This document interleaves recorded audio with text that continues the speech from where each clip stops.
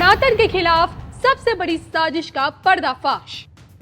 सनातन के खिलाफ मोदी विरोधी हुए बेनकाब। सनातन पर चोट करने वालों पर शहजाद पूनावाला ने फोड़ा बम। देखिए सिर्फ धर्म ज्ञान पर। प्रियंका दीदी जो नर्मदा जी की आरती उतारती हैं ये और अरविंद केजरीवाल जो तीर्थ यात्रा पर सबको भेजते हैं, ये लोग कहाँ हैं?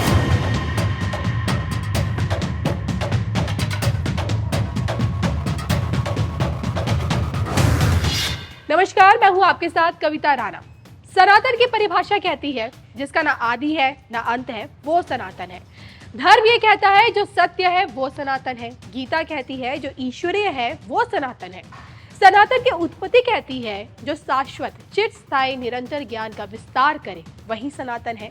देश का संत समाज ये कहता है जिसका ज्ञान अनादिकाल से श्रुति स्मृति वेद पुराण इतिहास के माध्यम से हमारे बीच उपलब्ध है वही सनातन है। देश की 80% हिंदू आबादी का आधार सनातन है और ऐसे में जब कोई देखे सनातन को कुचलने की बात करता है, सनातन को मिटाने की बात करता है, जब कोई सनातन पर जातिगत भेदभाव का आरोप लगाता है, सनातन को जानलेवा बीमारियां बताता है, तो क्या ये समझ लेना चाहिए कि ऐसे लोगों का हिडन एजेंडा सिर्फ सनातन को बदनाम करना है। इतिहास गवाह रहा है, साउथ के द्रविड़ राजनीति में सनातन पर चोट करके ही वोट बटोरे गए। सनातन के खिलाफ देखिए डीएमके नेताओं की फौज कम थी कि अब कांग्रेसियों ने भी सनातन के खिलाफ जहर उगलना शुरू कर दिया है। पी चिदम्बरम के बेटे कार्तिक चिदम्बरम हो या फिर मल्लिकार्जुन खड़गे के बेटे प्रियांक खड़गे, इन सब को अब सनातन विरोधी चश्मे से देखा जा रहा है और अब इसी मामले में गांधी परिवार भी रडार पर है। कांग्रेसी राहुल गांधी खुद को कौल ब्राह्मण जनेधारी बताते हैं। मंदिर दर्शन से लेकर मानसरोवर यात्रा पर तो खूब जाते हैं। आलम यह है कि राहुल गांधी की दादी देश की प्रथम महिला प्रधानमंत्री इंदिरा गांधी एक सनातनी थी और इंदिरा गांधी जिनके पिता देश के पहले प्रधानमंत्री जवाहरलाल नेहरू नास्तिक थे, धर्म की बजाय वैज्ञानिक दृष्टि पर ज्यादा जोर देते थे। लेकिन माँ कमला एक कौल परिवार में जन्मी कश्मीरी पंडित थी जो पूरे हिंदू रीति रिवाजों के साथ हर चीज का पालन करती थी। ऐसे माहौल में पली बड़ी हुई इंदिरा गांधी भी मन और कर्म से हिंदू रीति रिवाजों का पालन करती थी। कहते कि इंदिरा गांधी अपने पूजा कक्ष में रोजाना पूजा करती थी। उनके पूजा कक्ष में आरती के लिए पीतल की थाली थी जिससे वो आरती किया करती थी। अक्सर वो हवन भी कराती थी। पूरे उत्साह के साथ हिंदू त्योहार भी मनाती थी। कहते हैं कि अपने सरकारी दौरों में बतौर प्रधानमंत्री इंदिरा गांधी ने देश भर के तमाम मंदिरों के दर्शन किए। उनके दौरों में मंदिर दर्शन जरूर होते थे। जिन जिन जगहों पर मान्यता प्राप्त तीर्थ होते थे वो वहां जाने की भरपूर कोशिश करती थी। उनके गले में एक रुद्राक्ष की माला हुआ करती थी जिसका जिक्र आज भी खबरों में मिलता है। हालांकि देखिए हैरान करने वाली बात यह है कि सनातन विरोधियों के खिलाफ गांधी परिवार समेत अन्य विपक्षी पार्टियों ने खुलकर स्टैंड कभी क्यों नहीं लिया। 26 दलों का इंडिया नाम का गठबंधन मोदी मुक्त भारत तो चाहता है, लेकिन क्या ये सच में मोदी से मुक्त होना चाहते हैं या फिर सनातन संस्कृति से? क्या हमारे देश में सनातन के खिलाफ कोई बड़ी साजिश रची जा रही है? सनातन के खिलाफ बोलने वालों का मकसद क्या है? इसको लेकर बीजेपी नेता शहजाद पूनावाला ने सनातन विरोधियों की असली तस्वीर दिखाते हुए धर्म ज्ञान पर क्या कुछ बड़े बड़े खुलासे कर दिए। आप भी उन्हें खुद सुनिए और देखिए। देखिए, दरअसल मुंबई की मीटिंग के बाद जो इंडी गठबंधन की मुंबई की मीटिंग हुई उसमें लोगों तय नहीं कर पाए, लोगों के लिए क्या करना है वो तय नहीं कर पाए, नेतृत्व तय नहीं कर पाए। हाँ, पर एक एजेंडे पर पूरा कंसेंसस था। मोदी जी तो यूक्रेन और रशिया के बीच में कंसेंसस बना रहे थे, पूरी दुनिया का कंसेंसस बना रहे थे न्यू दिल्ली डिक्लेरेशन पर इनका मुंबई डिक्लेरेशन क्या था? मुंबई का डिक्लेरेशन था, साफ शब्दों में कहूँ तो, कि हिंदू को दो गाली ताकि मिले वोट बैंक की ताली। इसीलिए मुंबई की मीटिंग के 24 घंटे बाद जिनका आपने नाम लिया उदयनिधि स्टैलिन, ये क्या कहते हैं? ये नहीं कहते सनातन का विरोध हो, ये कहते हैं सनातन समाप्त हो जाए जी।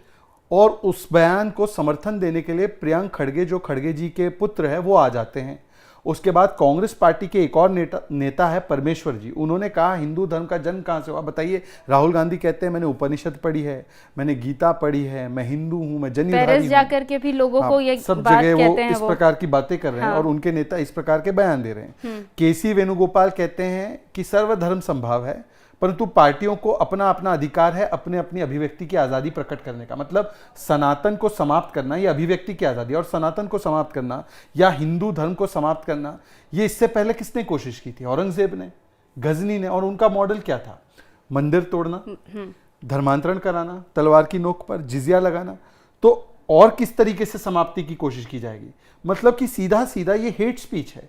और केवल सनातन को लेकर, क्योंकि कुछ लोगों ने क्या कहा, सनातन मतलब जाति व्यवस्था, हम जाति व्यवस्था के खिलाफ है। मनोज झा वगैरह इस प्रकार के बयान देने और प्रियांक खड़गे ने भी जब बयान दिया था, उन्होंने कहीं सनातन का नाम नहीं लिया था। इनडायरेक्टली जैसा सब कहते हैं, जैसा मैंने पढ़ा है या फिर देखा गया है। उसके बाद जो बयान ए राजा का है, जिसमें ए राजा ने साफ साफ कह दिया कि हिंदू धर्म, know if and but, Hindu धर्म पूरी विश्व के लिए मेनेस है।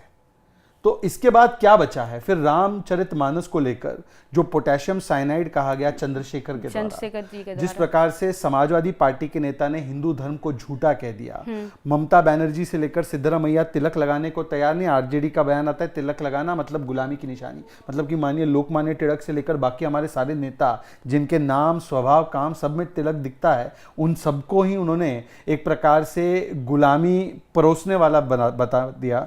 और उसके बाद भी लगातार जो हमले हिंदू धर्म पर हो रहे हैं, हिंदुओं पर हो रहे हैं, इंडी गठबंधन के साथियों के द्वारा, इस पर राहुल गांधी, अखिलेश यादव, तेजस्वी यादव, अरविंद केजरीवाल, किसी का कैटेगोरिकल बयान है? नहीं आया। बिल्कुल, मैं यही बात बोलने वाली थी कि अगर ध्यान दे इन लोगों की गतिविधियों पर या फिर इनके द्वारा जो बयान दिया जा रहा है, जो भी उस पर किसी भी नेता का खुलकर बयान नहीं आ रहा है कि वो अगेंस्ट है या फिर उनके साथ है। वो इसमें दोहरापन जैसी एक स्थिति पैदा हो रही है। एक तरफ साउथ के लोग कुछ अलग बोल रहे हैं, साउथ के नेता, और अगर टीएमसी की बात कर ले तो टीएमसी ने भी ये बात बोला था कि हमारा उनके बयान से कुछ लेना देना नहीं है। आप एक बात समझिए, इनका कोई खंडन न आना ये नहीं है विषय, ये तो इन्होंने बयानों को स्वीकारा है, अपनाया है और अपनी पार्टी का एजेंडा है ये बताया है। पॉन मुडी जो डीएमके के एक नेता है, उन्होंने कहा साफ साफ कि ये इंडी गठबंधन का एजेंडा है।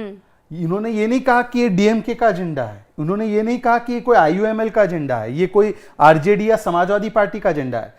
उनके एजुकेशन मिनिस्टर जो उनके साथी है इस अलायंस में, उन्होंने कहा इंडी पार्टी का हमारा एजेंडा है कि ये सनातन का समाप्ति करना है। और उसके बाद भी जब ये दिल्ली में मिले और उसके बाद कोई कैटेगोरिकल खंडन नहीं हुआ, मतलब उन्होंने इसको स्वीकारा है। तो मेरा सवाल यह है कि कृष्ण जी के स्वप्न देखने वाले अखिलेश यादव जी, तेजस्वी यादव जी जो सिद्धि विनायक मंदिर ले जाते हैं लालू जी को, राहुल जी जो जनेऊधारी उच्च कोटि के ब्राह्मण अपने आप को कहते हैं, शिव भक्त भी कहते हैं, और उसके अलावा ममता दीदी जो चंडी पाठ करती हैं, और प्रियंका दीदी जो नर्मदा जी की आरती उतारती हैं, ये, और अरविंद केजरीवाल जो तीर्थ यात्रा पर सबको भेजते हैं, ये लोग कहाँ हैं? इनको आप पूछिए अब कैटेगोरिकली, ये सभी लोग ऑन बोर्ड है। इन सभी लोगों का अगर इतिहास उठा के देखेंगे, कांग्रेस का तो खैर आप लंबा इतिहास है हिंदू विरोध का, अरविंद केजरीवाल से लेकर तेजस्वी यादव जी का और अखिलेश यादव का लंबा इतिहास है।